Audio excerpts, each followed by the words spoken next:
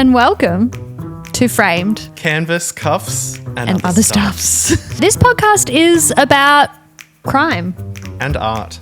And our crime. Wake up. Pay attention. We've got art. And it's juicy. Hello, Joel. Hi. How are ya? Great. How are That's you? good. I'm good. What's been happening? Not a whole lot. We're live now. We're out on the socials. We're out and about. We're the talk of the town. We are the talk of the town. We're being hounded as we walk the streets. No photos. I'm getting dizzy from all the paparazzi flashes. Let me live, I say to them. I'd say yes. I'm like Kate Blanchett and Notes on a Scandal. I'm like, is this what you want? But thanks for everyone thanks for all the feedback. Yes. Thanks for not being too critical or giving us any kind of opinion on what you think other than it's good. Good, yeah. Because we're soft, sensitive people and I don't think we could handle that. No. Not at all. So, yeah, thank you. Thank you, little monsters. I think that's what we'll call That's what we'll call it. Yeah. No one's done that. No one's done that. No. No. What are you going to recommend to the people today, Joel? Speaking of little monsters, last night I watched the Chromatica Ball. Oh, I've seen it. Oh, I haven't seen it, but I've seen it pop up on my screen saying you should watch this. Lady Gaga's concert, her most recent one on Stan. It was all right. It was fine. Watch it if you want. It was all right. I mean, we went to Lady Gaga. We went to Born This Way. We went to Born This Way, but it was classed as the Monster Ball, I think. I remember there was a castle on stage. Yes, and God, she was good. And why? Like when we were there, like we had room to move around and dance. Yeah, it was so good. Yeah. I remember just being like, and like the set moving, like you could tell she put money into it. Was I drunk off my ass? Because I can bear. When I was watching Lady Gaga last night in concert, I was saying I'd love to see her live. I hope she comes back to Australia soon. Then I'm like, wait a sec.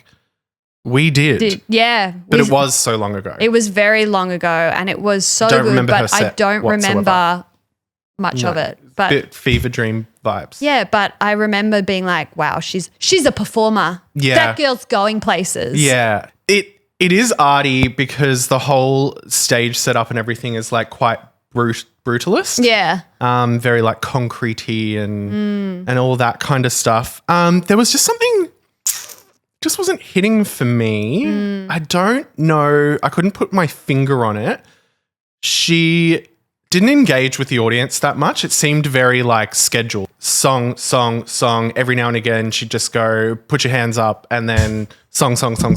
Yeah. And then she gets on the piano and she like does all her like, inspiration Did she still quotes. put her foot up on the... when she No, goes, they had, for a brutalist stage, her piano was like a big tree. Oh. I'm like, this is strange. I'm sure there was reasoning behind it. Maybe a bit of nature amongst all the concrete and whatever. But yeah, it was fine. It just seemed very structured. It didn't seem as loose as what I'd expect her to be. And then she gives her inspirational quotes like, yeah, I'm just a freak like you guys. Like, oh, we're all outcasts. And we're all here together, la la la la la.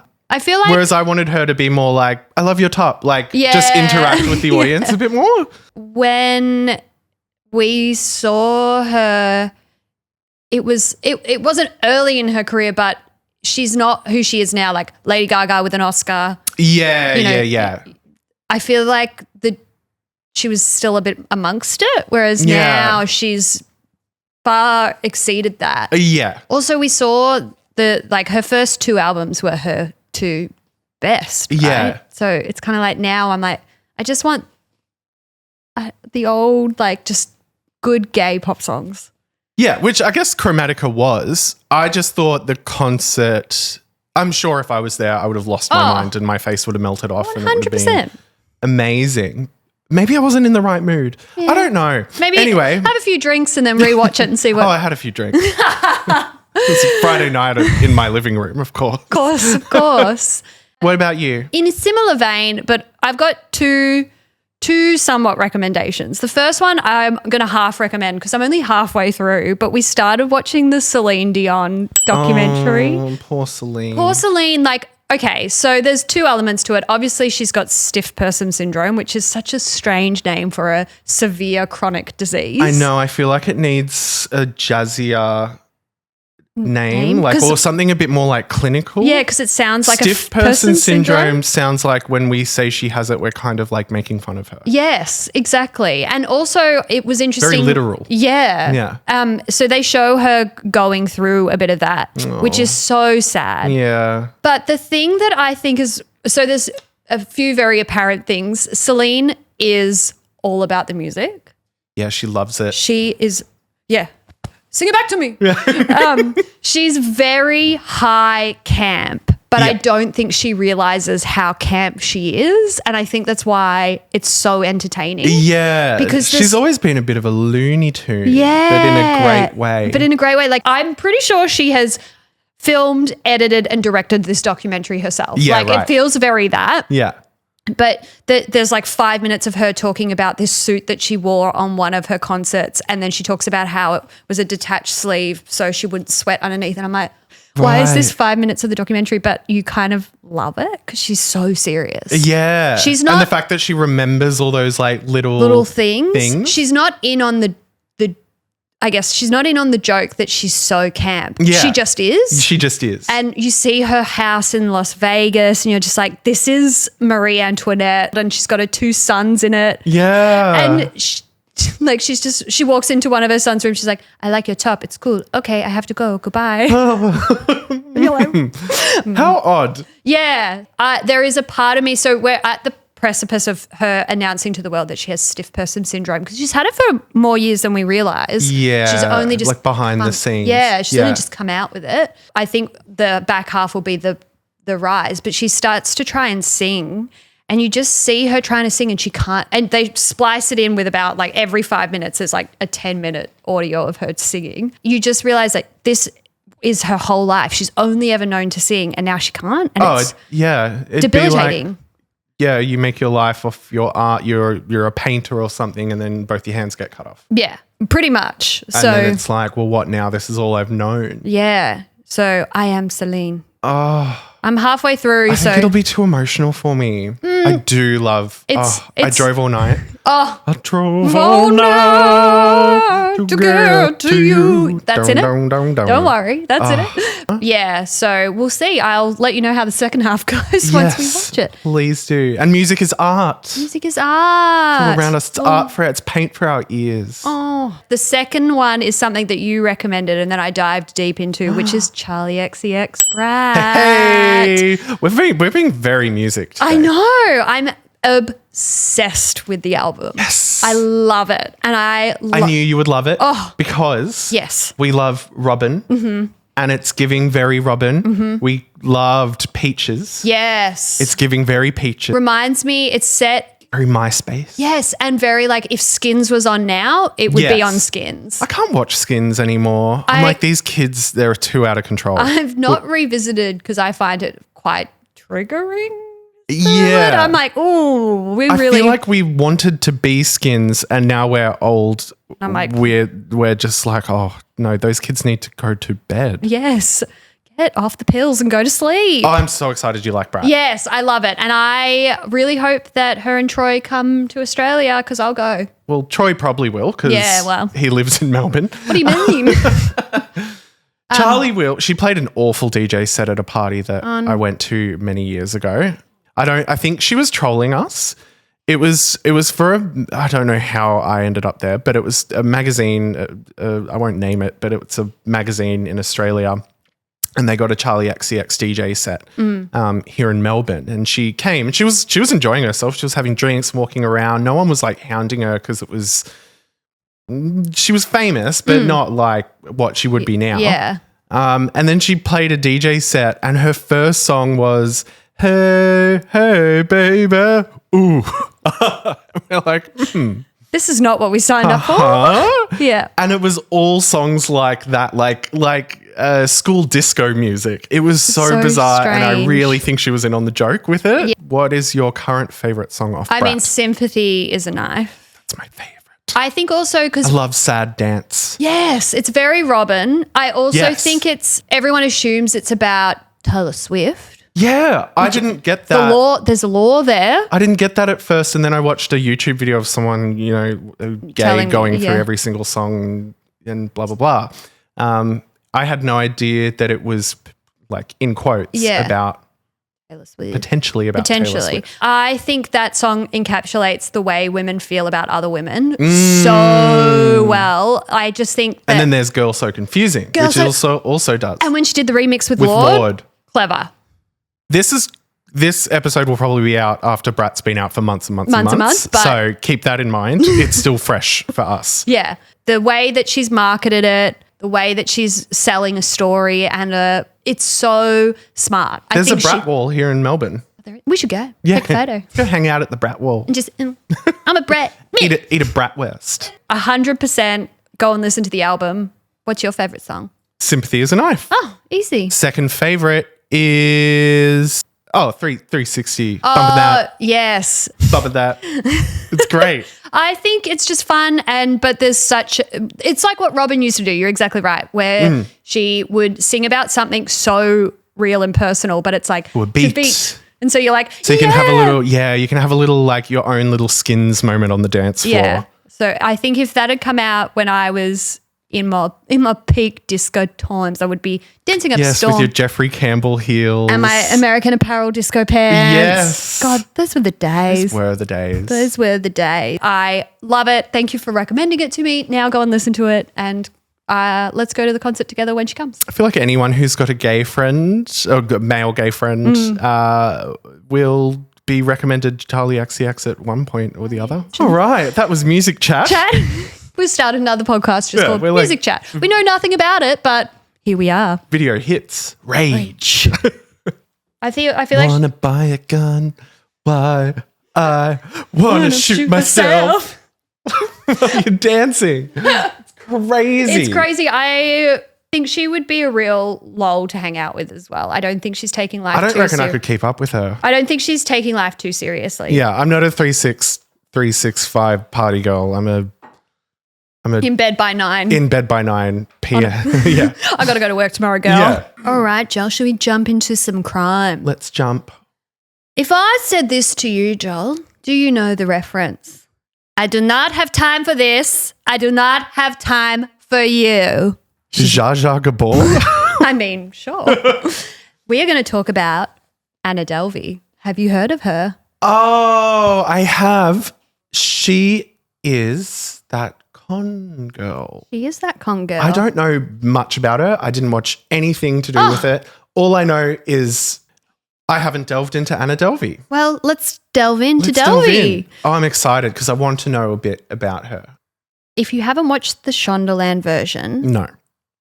Which is probably a good thing because this will be more interesting for you. But there is even more kind of fact. It's a story that defies belief. Like I can understand why Netflix and Shonda bought the rights to her life because the actual real story is wild. Juicy. It's a juicy story. Play a little game of fact or fiction. Okay. To this day, I still get confused by which one is fiction and non-fiction at the library. And you go, wait, what's the real one? Did Anna Delvey apply for loans of $20 to $25 million and then pose as her own financial advisor? Fact? Oh my God. Did Anna Delvey hire a stylist to dress her for her court appearances? Fact. She seems like the type who would. Oh, yeah. And did she work for Purple magazine?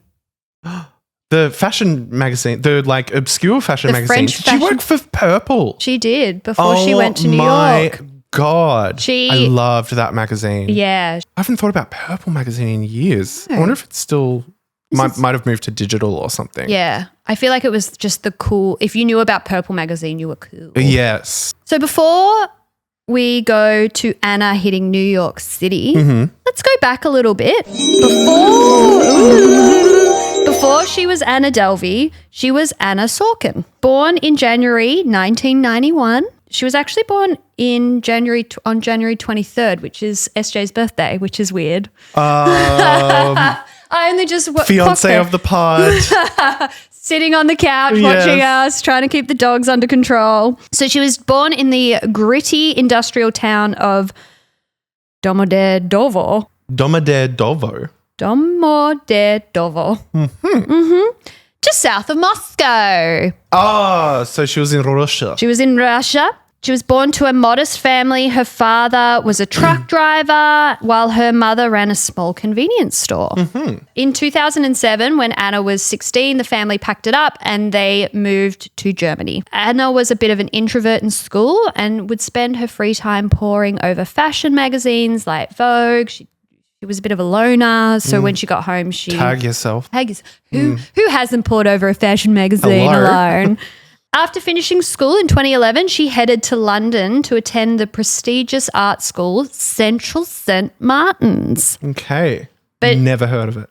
Apparently it's quite good. Yeah, right. London heads out there. Is it a good school to go to Central St. Martin's? Is it hard to get in? Sounds like St. Trinian's. It does. School. It sounds fake.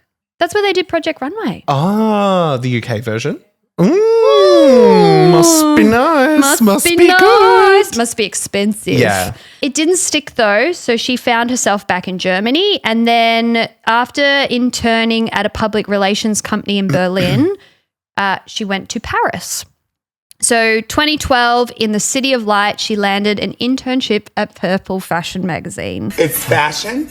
Here she... Oh, the dream. I know. This is where her story really begins because she starts to befriend the editor-in-chief of Purple magazine at the time, Oliver Zahm. Oliver Zahm, from all accounts, was just a bit of a, like, obviously you're a pretty cool guy if you're editor of Purple mag, but bit of if he's who I'm thinking of, he's quite hot. Yeah, bit of a 70s vibe, bit of a sexy man. Sex god vibe. Yeah, right. I think very charismatic as well. What she does when she's at Purple is she's starting as an intern, like getting coffees, and she's got that, I guess if you hear her speak, she's got this weird kind of can't really place her European accent. So everyone kind of makes fun of her a little bit. So while she's there, people are kind of joking about her. She doesn't sound like Russia? She kind of does, but it's kind of a bit more like broad, you know, when like... maybe she's doing a thing to make herself sound more like... I nearly said erotic, but I meant exotic. Yeah, exotic, erotic. Her ploy when she was at Purple was to make sure that she wasn't there for that long, but to make sure that she got herself into the spaces that Oliver was in and would go in and be like, I really like this book that you read and you mentioned in an interview. She was networking hard. Yeah. Got to network to get work. Oh, love that, Joe. She's at Purple magazine. They set her up with a lot of it sets her up with a lot of contacts. So remember when you used to go out and you used to see the same people at the same like clubs? And, certainly do. You know, you knew the photographer. You knew the photographer. You might know the person on the door. Yeah. If you put your face there enough, people will start to remember who you are. So you and I at Can't Say every single goddamn week. Yeah. Fashion keyboard. A fashion keyboard. When you knew the bouncer and got to jump the queue, you knew you made it. How did we do that? A lot of. How did we have the N? We know how we had the N. We know how we did that.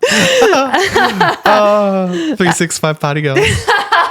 Essentially, Anna is doing this on a larger scale. And because if you said you worked for Purple, you got into all of the parties, you got to go behind the scenes. Yeah. So she used it to her advantage and really started to put her face there, network. She sets up her own Instagram while she's at Purple and kind of starts to reinvent herself. It's the quintessential Instagram is a highlight reel. The reality was she was fetching coffees and doing all the bitch work at Purple magazine. Yes. But the photos she was posting would be like a photo of her and Oliver or, you know, with a model or wearing like designer. I would do exactly the same thing. 100%. I mean, not to say that being a what would her role be? An intern is a bitch work, but every it's shout out to them because someone's got to do it. Exactly. And I think you need interns. You need to start somewhere. It's a foot in the door. Yeah. Everyone starts out as an intern or working at flipping burgers, all that kind of stuff, and then it creates an interesting life story. Yeah, and you start to build up a name for yourself, I guess. It's kind of like... So I'm team her at the moment because I completely understand why she's doing this. Yeah. So I guess as well with social media, like regardless if you're posting, you know, these days we're all like about posting something real on social media, like you crying and things like that. But the reality is you're still posting what you want people to see. Yeah. Like even if it is a raw emotional video, it's not Big Brother. Like you've chosen to post If something makes my main grid, it's a big deal. Yeah. That is something that I've thought about. Yeah. And I've gone, oh, can I really put this here? Yeah, yeah. Will it suit? Is this what I want to put out to the people? Yeah, so she's putting out Picture of my cat. Obi, what a cutie. She's really putting out to the world that she is in with the fashion scene. Yeah. During this time was when Anna changed her name from Anna Sorokin to Anna Delvey. Right.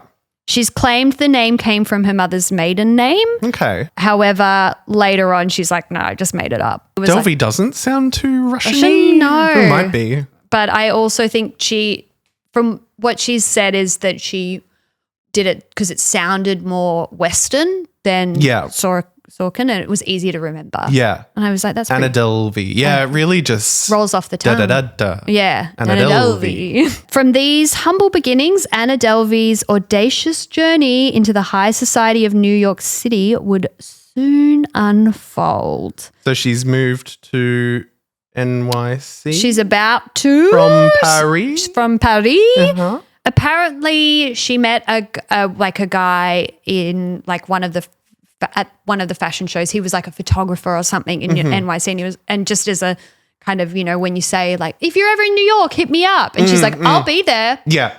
Next week, like, see you. And he's like, oh, okay. He's like, oh no, I just said that to say that. I didn't think you'd come from Paris to New York City.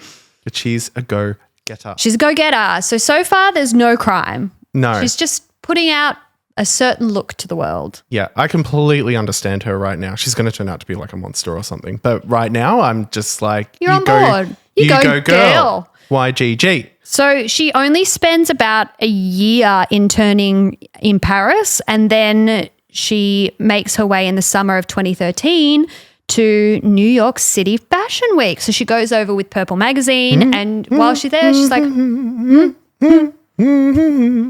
So Purple Magazine have a base in New York. So she goes over with them. Oh, that's so chic. I know. Could you imagine? Feels so cool. I want to work for Purple Magazine. I'd get coffees for them any day. Any day. Just to be around it would be fun. We need to find out if it still exists. I'm sure it does. Yeah. Print media. Vogue's the only one that's sticking around. Print media. I know. I feel like I reckon it'll come back. Yeah, I feel like the young gays who are closeted, sitting at home, are really missing out on having like print media to like look at all the pages of pretty fashion models. Like it's all online now. Like it's all online. It's lost a bit of its. You want something to hold, and I used to love the smell of them. I used to love going to Borders and reading like ID magazine. Yes, or Dazed. Dazed. Dazed. That all got me into photography back in the day. Oh. I used to want to emulate, he's not a good man, Terry Richardson, who was very of his time back then. But Terry Richardson, David LaChapelle, just sexy, beautiful fashion photography that made these women look just cool. Yes. And edgy and I love it. So unlike Paris, where she often felt like an outsider, New York City embraced her with open arms because she had a bit of a persona about her. Yeah. She could be like, well, I work for Purple Magazine. And I think when she kind of moved over, she was like, well, I wasn't just an intern. I worked for Purple. Yeah. I'm a part of the crew. Yeah. Especially because she's got photos on her Instagram with with Oliver Zam and all of these people. It would seem on all accounts that she was part of the inner circle, but maybe not. They're enthralled by her because she's quite, I guess, European. So, exotic. Something exotic. While in New York on this small trip, she decides to extend her stay, transferring to the New York office of Purple. from there, she starts to create a network in New York City. Mm-hmm. When she gets there with Purple, she kind of works for them for a little bit longer, and then she's like, see ya, I'm going on to bigger and better things. Oh. She comes up with an idea, which is a grand vision, which is the Anna Delvey Foundation. Oh, dear.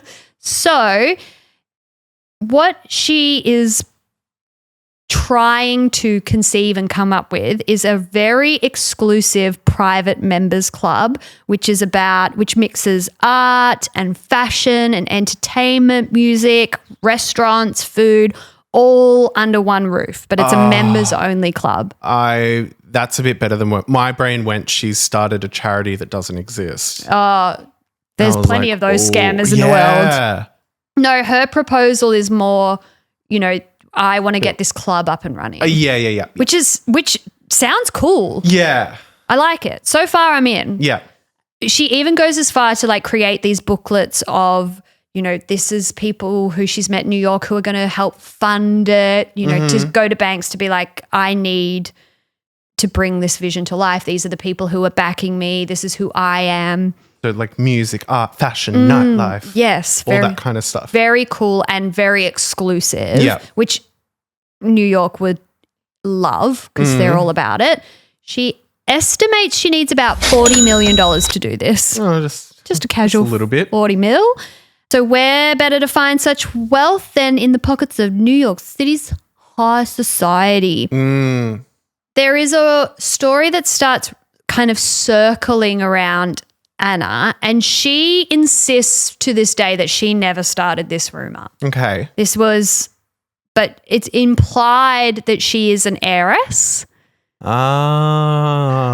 And she is about to come into a big sum of money. When she turns 25, she's going to open up that trust fund. So all of this money that you're investing in her, don't worry, she's going to pay you back when she gets her money. All this time, she's got truck driver dad and convenience store mum. Mm-hmm. But who knows that? Because no one. And because she's from bumfuck nowhere of Russia. Yeah.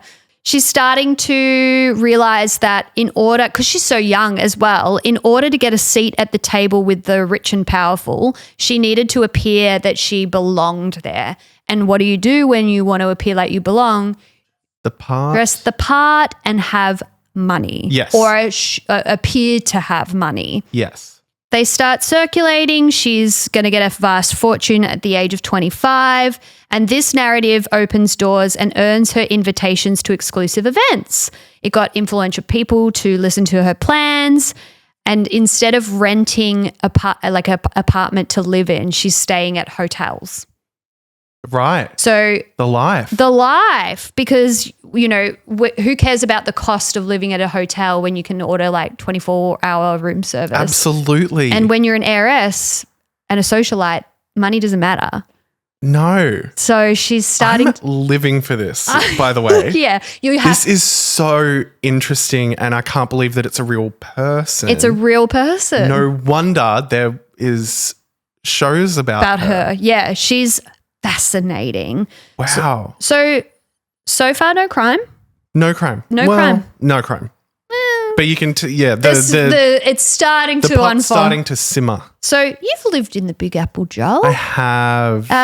Chewed me up and spat me out. What stories would you tell to get yourself into the right parties there? Oh, God. Did you get into any of the right parties there? I mean, my partner at the time had some pretty good connections to the kind of undergroundy club kid scene. We would go to these parties that were called, I don't know if you want to bleep it or not, Cunt Mafia. Which was That's so New York to call it Cunt Mafia. Yeah, so very, very we would always know about the little queer parties that were happening maybe in a warehouse somewhere and with that comes the kind of the very fashiony, the very who's who of that scene. Yeah. So I probably bumped into a lot of those kinds of people in that scene. Suzanne Barsh I met. Cool. She was working, well, not working, it was her night at Le Bain or Le Bon. Le Bon. and she was behind the bar serving drinks to people. No way. Dressed amazingly.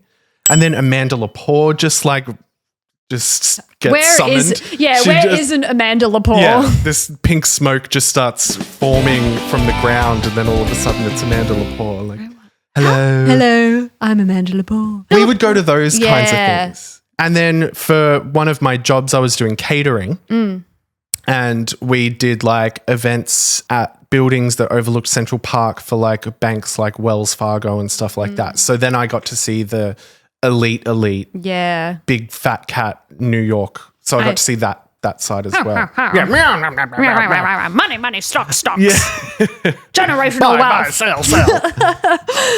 So yeah, a lot of that. Fucking New York was exhausting. Yeah, though. I could imagine. Yeah. I don't think I don't know how Anna Delvey would have she must have a lot of tenacity and a lot of drive to be doing this. Yeah, I think also she was. That city is fucking hard. Yeah, there was an element of she was. When people describe her, they usually describe her as being a little bit awkward, but there was something really charismatic and captivating about it. So she was a little bit awkward, but it wasn't like I'm shy, I'm awkward. It was like she's saying things and you're like, that's weird, but it's not, you're just eccentric money. Yeah. Do you know what I mean? Maybe like our friend Celine Dion. Maybe like just our friend.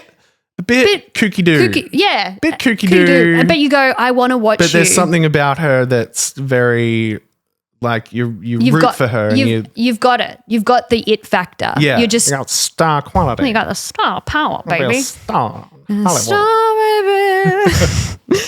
You're a star, baby. Silence. Let's hit pause on Anna's scam or grand scam for the nightlife scene. Yes. And focus on a side story that is also happening with Anna at this time. Hello guys, this is the editing podcast fairy from the future, interrupting this broadcast to let you know that this will be a two-parter episode. As we talk so much about Anna, we couldn't release it all at once. So before you go, I thought I would leave you with some excerpts of an interview Anna did with 60 Minutes Australia. Take a listen so you can understand the voice we were trying to articulate and the awkward but fascinating personality of Anna. Do you feel bad about some of the people that got burnt along the way? Can you name me the names of the people? And I'll tell you if I feel bad about them. And like all good cons, she was, well, very confident. I had no idea what was going on, so just like I kind of did things. So you weren't that calculated? No. I don't see myself exactly as a ladder climber. No, I was just kind of doing whatever I wanted at the time. You flashed a lot of cash during this. No, I did not actually. I barely have any cash ever. I never have like more than a couple $1,000s at most on me. Most people thought the arrest of the fraudster would signal the end of her one-woman crime wave. I don't care what you think of me. I don't need your approval. I don't need to impress you. Rachel had a win, writing a tell-all book and recouping some of the money Anna had fleeced from her. Anna was less than impressed. She can say whatever she wants in her little book that no one reads. I don't know. I never thought like that. That's none of her business. She's just some random girl in her 20s. Like, anyone who knows me doesn't believe any of that stuff. She's a photo editor at a fucking fashion magazine. Like, it's none of her business how much money I have. Are you going to start telling the truth? Because it doesn't seem as though you're really being terribly forward. Let's try it again. What, you wanted to restart? Well, you can't restart your life. What do you mean? Yes, I can. I can do whatever I want. How can you have a clear conscience? How could I not? Explain that to me. What do you want me to explain? I just don't feel guilty and that's it. There isn't much to explain. So that is Anna Delvey, and I hope now you have a bit more of a sense of who she is. You may have heard mention of a girl named Rachel, and we will dive into that part of Anna's story in part 2. We will see you guys next week. Make sure you like, follow, and leave us a review on Apple Podcasts. It really helps get this podcast into the ears of more listeners. See you next week. Goodbye.